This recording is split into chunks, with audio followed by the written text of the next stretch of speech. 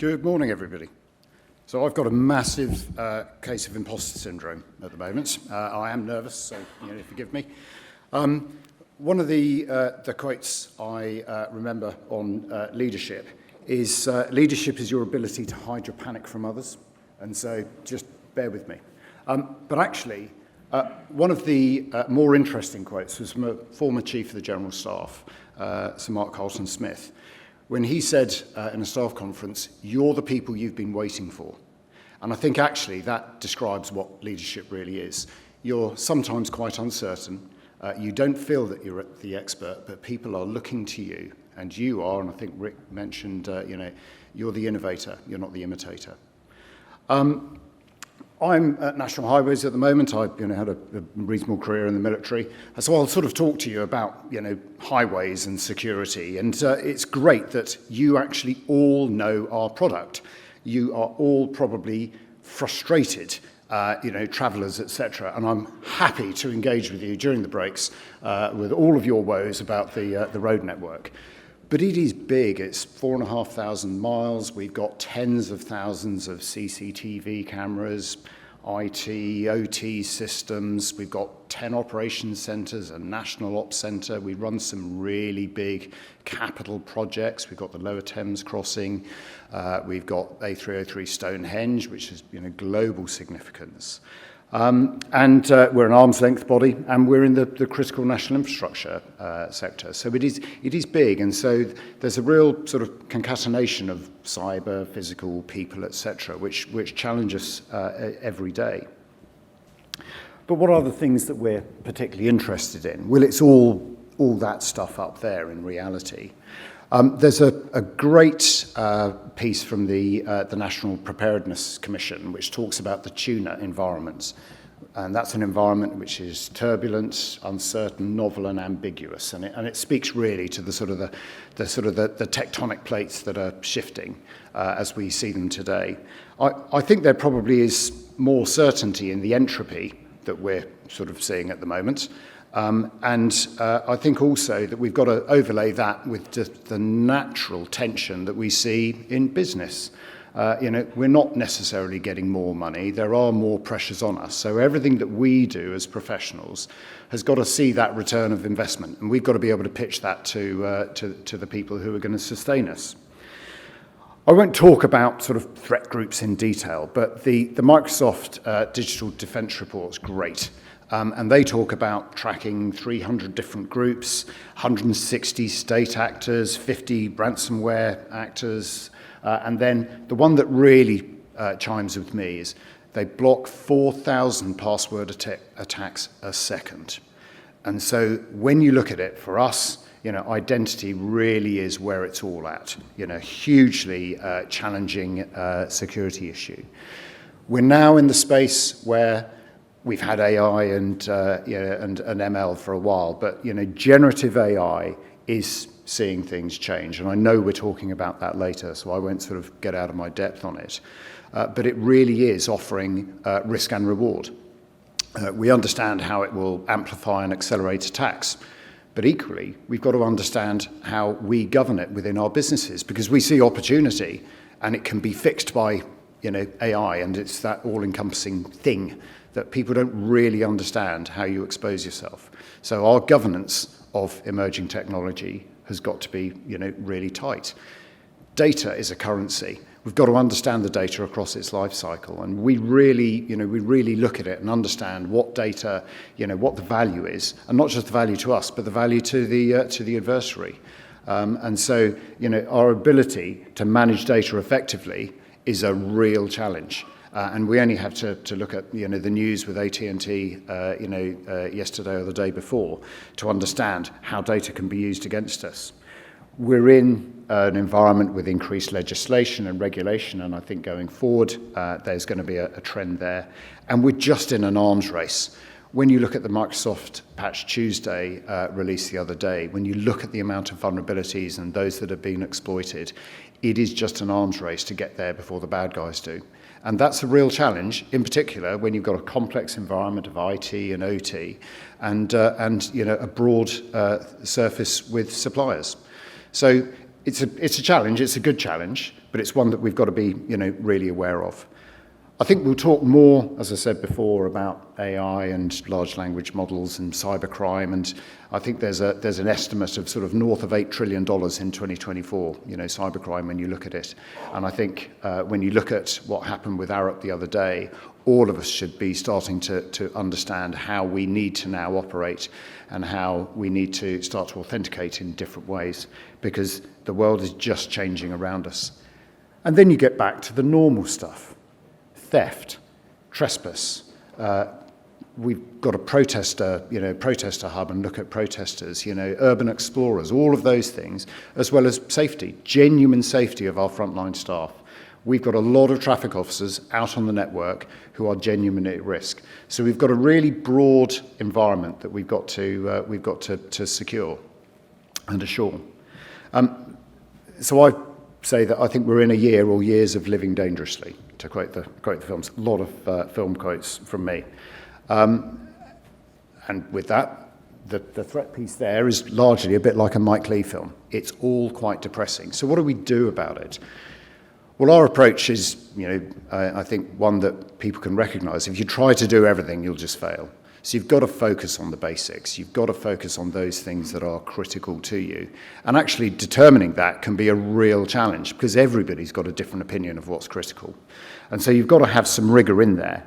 And sometimes people say, just do the basics.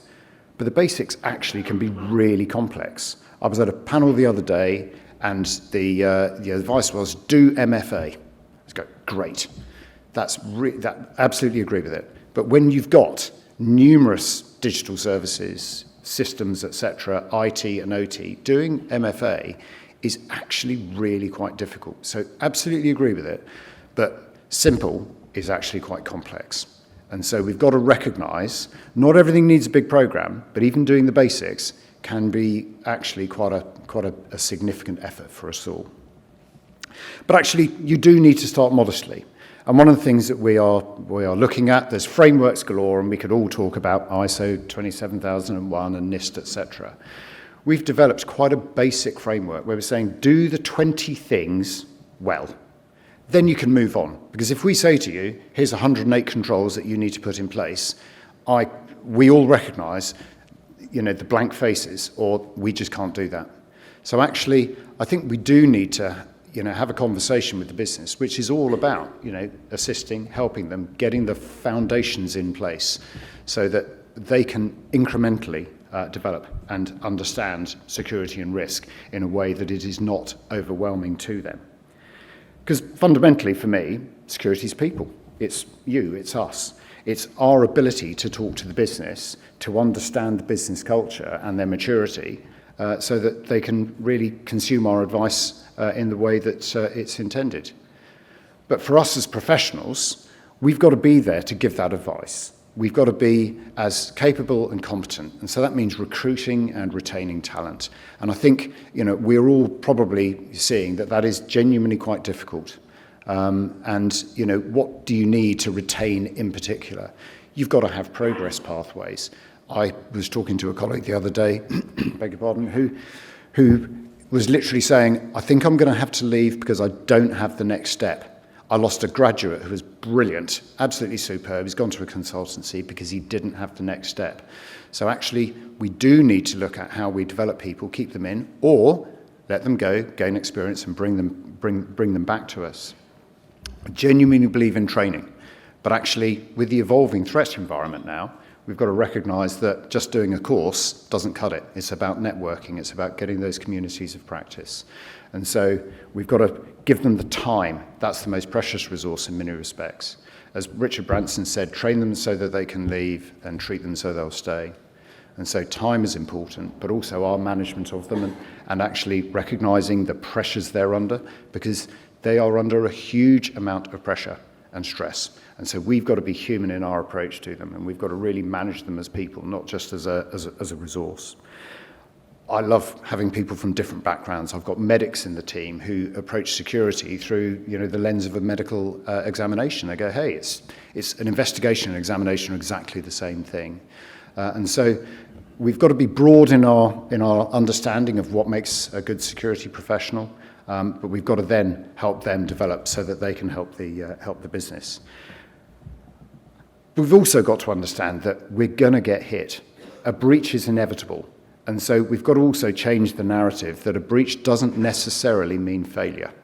I think for me, failure is the preparatory moves. It's understanding the incident response mechanisms. It's looking at disaster recovery. It's looking at those plans.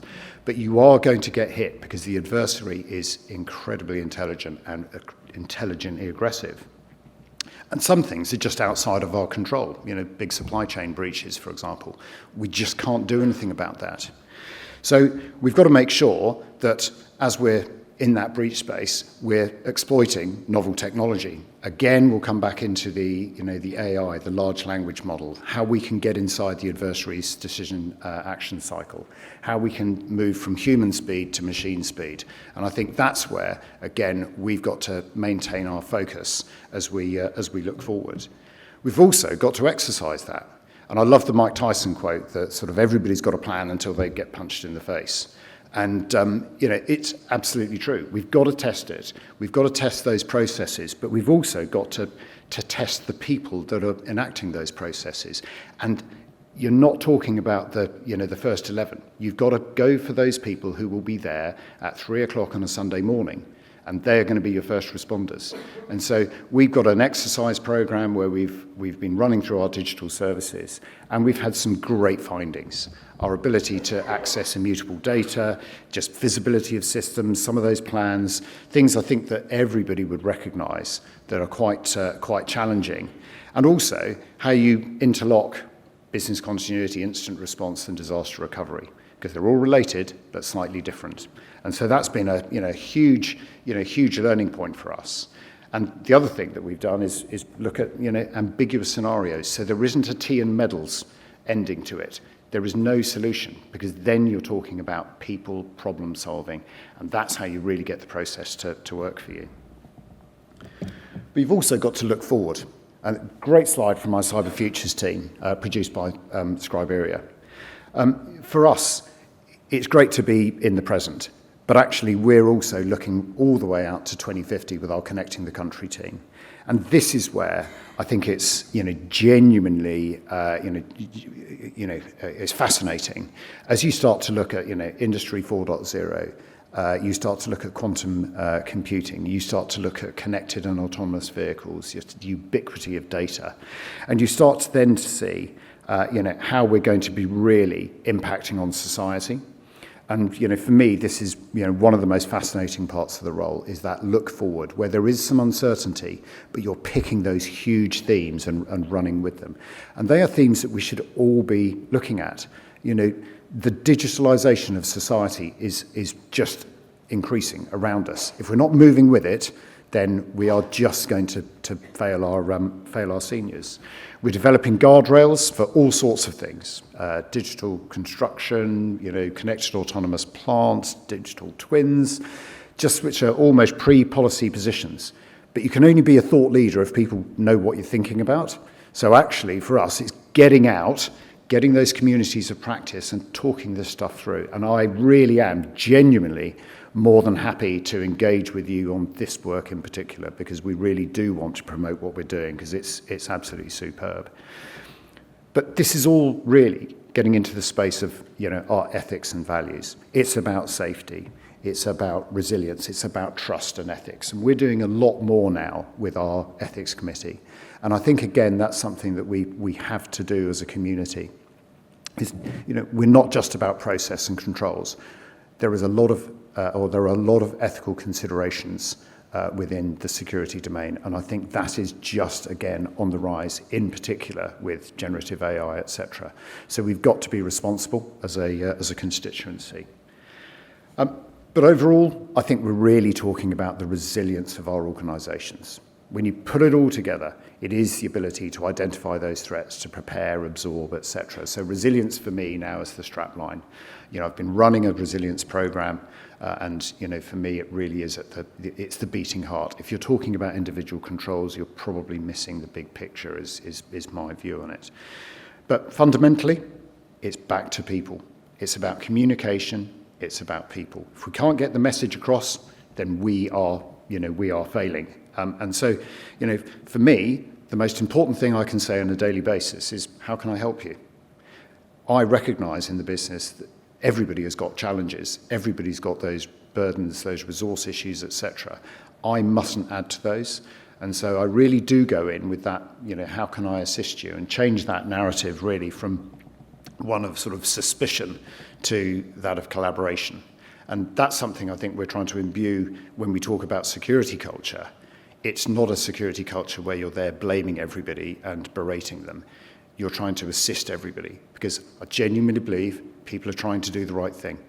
And so for me, people are at the heart. We are imperfect, but that trust journey's got to start somewhere. And so my internal strapline, and what I'll finish with, is that I want to be there, be present, and actually above all, be relevant. So thank you.